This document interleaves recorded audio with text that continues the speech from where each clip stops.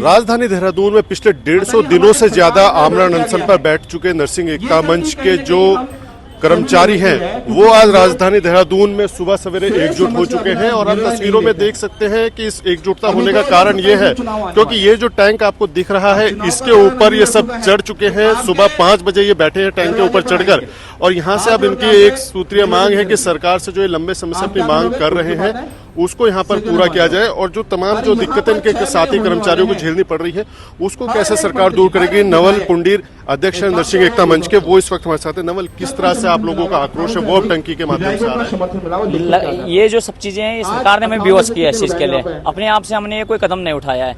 156 दिन 58 दिन कम नहीं होते हैं सरकार को जगाने के लिए। उसके बाद 22 दिन का आमरण अनशन, 5 सिस्टर हमारी आईसीयू में भर्ती और उसके बाद 12 लोग हमारे हॉस्पिटलाइज।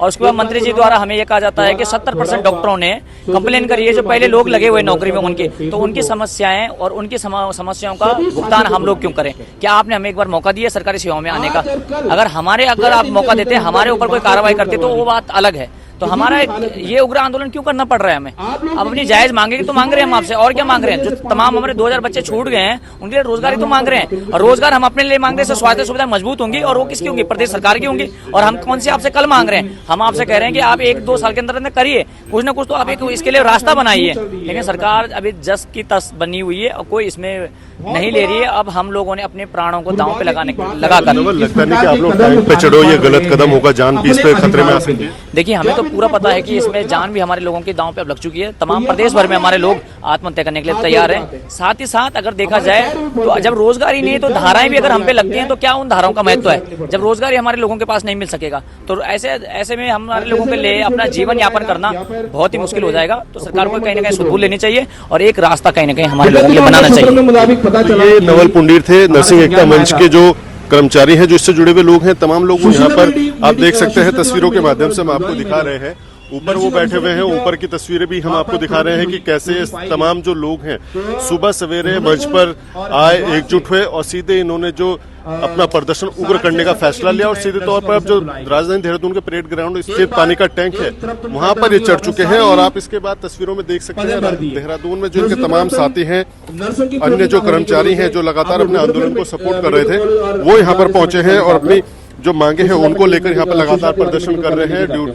कुछ लोग कार्यरत हैं, कुछ लोग अलग तरीके से अपना प्रदर्शन कर रहे हैं, लेकिन धीरे धीरे अब जो इनकी संख्या है वो बढ़ रही है। और इसमें आप देख सकते हैं कि जो तमाम जो कर्मचारी है वो यहाँ पर बैठे हुए नजर आ रहे हैं। इसमें महिलाएं हैं, पुरुष हैं, सभी तरह के जो कर्मचारी हैं नरसिंह एकता मंच से जुड़े हुए वो यहाँ पर बैठे हुए हैं। वो लगातार अपनी बातचीत सरकार के कानों तक पहुँचाने की कोशिश यहाँ पर कर रहे हैं और सीधे तौर पर जो एक प्रदर्शन है वो यहाँ पर उग्र होता हुआ नजर आ रहा है। और सीधे तौर पर जो तमाम कर्मचारी हैं उन्होंने एक सुर में ये कहा है कि अब 158 दिन के लगभग उनके हो चुके हैं प्रदर्शन को और वो इस तरह की चीज़ों को लेकर अब उग्र होने लगे हैं। तमाम चीज़ें जो कहने लगे हैं वो उसको लेकर तमाम बातें अब सामने आ रही हैं। और भी जो महिला कर्मचारी हैं वो उनसे पूछ लेते हैं वो क्या कुछ कहेंगे इसको लेकर कि उनका आंदोलन जो है वो अब उग्र होता जा रहा है। मैम, आप कब से बैठे हैं? हम आज सुबह 5 बजे से यहाँ पर बैठे हुए हैं और हमारे धरने को लगभग 158 दिन आज हो चुके हैं जी। तो अब आप लोग उग्र कर रहे हैं अपना प्रदर्शन? हाँ जी, बिल्कुल बिल्कुल। देखिए, हम लोग बहुत ज़्यादा हताश और निराश हो चुके हैं। हम लोग बहुत ज़्यादा थक चुके हैं। सरकार से हमने बहुत बार विनम्र तरीके से निवेदन कर लिया है। हम अनशन पर बैठ चुके हैं। हमारे 5 साथी आईसीयू में पहुंच चुके हैं। बाकी जो टोटल 12 जो हमारे साथी हैं वो हॉस्पिटलाइज हो चुके हैं, पर सरकार हमारा सुध नहीं ले रही है। इनफैक्ट स्वास्थ्य मंत्री जी को अगर अभी भी हम लोग हजार की संख्या में यहाँ पे एकत्रित हो जाए, सरकार की भी औकात नहीं है कि जो हमको बिना हमारी मांगों को पूर्ण के यहाँ आश्वासन दिया, लेकिन उनको लगता है भाई गिने चुने 10-12 मुलाकात उनसे हुई तो पहले उन्होंने बोला था कि वो करेंगे। आपको विगत में पता होगा कि एक तक वो भी पुलिसकर्मी बिल्कुल से हमारी झड़प हुई थी बातों से जब हम कर गए हैं। 19 जनवरी को हमारा एक दोस्त था जो एग्जाम देने वाले हैं वो 12,000 लोग हैं। 12,000 तो आज तक उत्तराखंड में रजिस्ट्रेशन हुए ही नहीं है। तो वो 12,000 लोग कौन है? मेरी सरकार से मैं ये प्रश्न पूछना चाहूंगी कि वो 12,000 लोग कौन है जिनका आप बोल रहे हैं कि वो पेपर के लिए तैयार है? और वो उन लोगों का क्या जो हम लोग 2012, 13, 14, 15, 16, 17, 18 से हमारी छोटी सी तक के मांग है पास भाई, आउट है। हमारा हम लोग अधिकार यहाँ पर भूखे अधिकार है, प्यासे लोग सुबह अपने से देश में बैठे रहते हुए हैं। हैं। मेरा अधिकार अब है, हमारे मैं अपने साथ शरीर जो के भी लड़ रहा कुछ हूं होता है उसकी मेरा पूरी अधिकार है तरह कि से हम जिम्मेदार अपनी मांगों में सरकार लड़ रहे रहेगी। हैं। तुम्हारा अधिकार है हम प्रोटेस्ट आंदोलन है जो कर्मचारी हैं वो यहाँ पर बैठे हुए हैं, लगातार उनकी बातें चल रही है और तमाम जो कर्मचारी हैं वो भी यहाँ पर एकजुट होकर कर रहे हैं। आपसे बात कर रहे थे, आपको क्या कुछ कहना है? इतना समय हो चुका है, अगर हम हजार की संख्या में ना देखिए, मैं तो आपके चैनल एक के दो माध्यम दिन से से अधिक सरकार तक नहीं यही लगेगा कहना हमको। चाहूंगा कि हम लोग सरकार आप पर लोगों दबाव द्वारा बनाने के लिए चिन्हित जैसी जो सरकार धरना अत्यधिक स्थल है बहुमतों से विगत अत्यधिक 160 दिनों वोटों से से जीती है ना, वहाँ पे अनिश्चितकाल वैसी धरने पे सरकार बैठे के हुए हैं, ऊपर दबाव शांतिपूर्ण बनाने तरीके के से लिए बैठे हुए हैं, हमको संवैधानिक रूप से बैठे हुए हैं। संख्या कहीं चाहिए कोई होती है। धरना प्रदर्शन नहीं है, कहीं कोई सड़क जाम नहीं है, कहीं सरकार के खिलाफ जब कोई तक नारेबाजी संख्या नहीं नहीं होगी ना, तब तक है। हम उसके लोग वो बावजूद नहीं कर आप पाएंगे। हमारी आवाज नहीं सुन रहे हैं। इस लड़ाई को जीत नहीं मजबूरन पाएंगे। हमें आमरण अनशन एक करना बार दोबारा पड़ा। दोहराऊंगा, 21 दिन हमारे सभी आमरण लोग अनशन को हो गए। WhatsApp के माध्यम हमारे से 2 से मैसेज 3 करें जो महिला कि व्यक्ति जल्दी से जिनकी जल्द हालत बहुत खराब हो जो गई हमारे थी, उनको साथी आईसीयू में आ तक रहे भर्ती हैं, करना पड़ा। अपने उसके परिवारजनों को बावजूद भी भी लेके आप आएंगे, हमारी बच्चों को सुध नहीं लेके ले रहे हैं। आएंगे।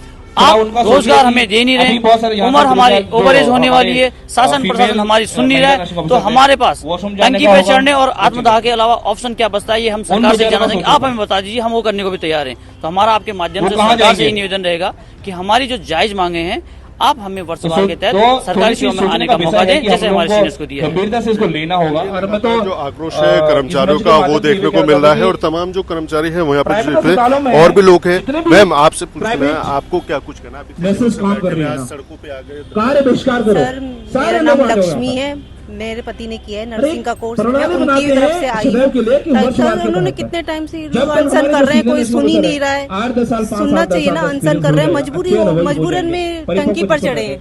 उसके बाद सर, अभी भी नहीं सुन रहे तो फिर गलत है ना सर।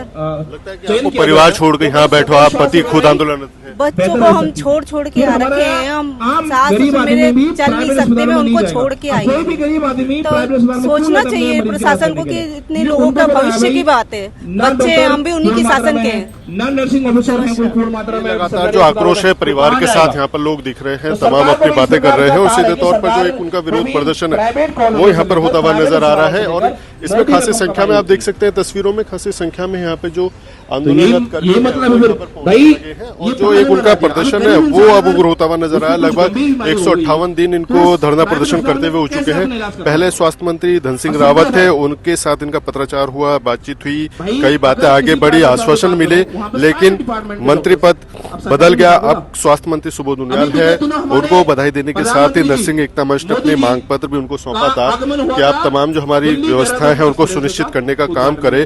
लेकिन उसके बावजूद भी आज काफी दिन हो चुके हैं, अभी तक भी इनका जो प्रदर्शन है वो किसी नतीजे पर नहीं पहुंचा है। और ऐसे में भी उन्होंने अपने प्रदर्शन को उग्र करते हुए आज एक बड़ा फैसला उठाया है। राजधानी देहरादून के परेड मैदान स्थित पानी का जो टैंक है उस पर ये जा चढ़े हैं और सीधे तौर पर सरकार से एक ही मांग है कि सरकार उनकी जो तमाम समस्याएं हैं उनको हल करने का काम करे और एक नर्सिंग एकता मंच से जुड़े हुए जो भी तमाम लोग हैं उनको राहत पहुंचाने का काम किया जाए।